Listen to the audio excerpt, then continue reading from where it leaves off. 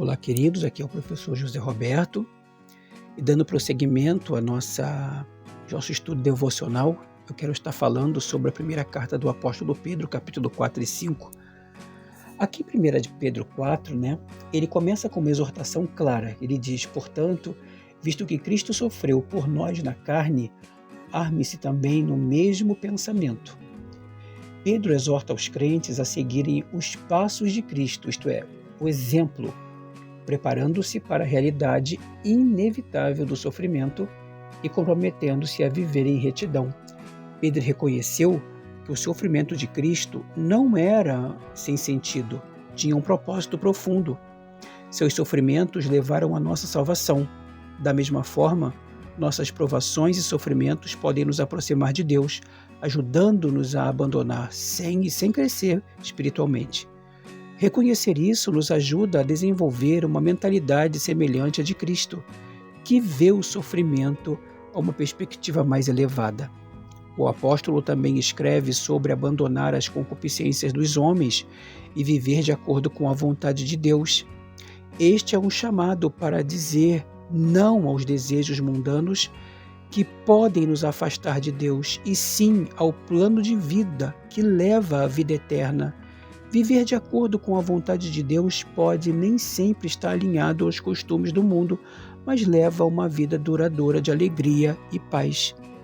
O apóstolo, ele nos exorta a estarmos sempre de acordo com Jesus, nos achegando a Ele de maneira clara. O sofrimento faz parte da vida cristã. E sendo parte da vida cristã, nós podemos entender que se estamos em Cristo, nós podemos viver piamente com Ele. O apóstolo, ele nos faz uma menção no capítulo 5 sobre a humilhação diante de Deus. Humilharmos perante o Senhor nos exorta. Pedro aqui faz uma exortação aos dirigentes da igreja. Ele faz exatamente como uma forma sincera de como lidar, como Cristo pôde lidar com tudo aquilo que lhe passou. E também pede para que não sermos gananciosos, mas que vivamos em amor. O apóstolo também ele pede para que vençamos o mundo, vençamos o pecado e vençamos o diabo. Devemos nos humilhar diante da poderosa mão de Deus, para Ele, porque Ele tem cuidado de nós. Ele encerra dando algumas recomendações, abençoando os irmãos, em nome de Jesus Cristo. É importante nós notarmos que aqui no capítulo 5, versos 8 e 9, ele diz que devemos resistir ao diabo. Estejam alertas, no verso 8, e vigiem. O diabo, o inimigo de vocês, anda ao redor como leão, rugindo e procurando a quem possa devorar. Verso 9. Resistam-lhe, permanecendo firmes na fé, sabendo que os irmãos que vocês tenham em todo o mundo estão passando pelos mesmos sofrimentos. Aqui o apóstolo nos ensina a resistirmos ao mal e ficarmos firmes na fé. Porque muitos passam por tudo aquilo que nós passamos também.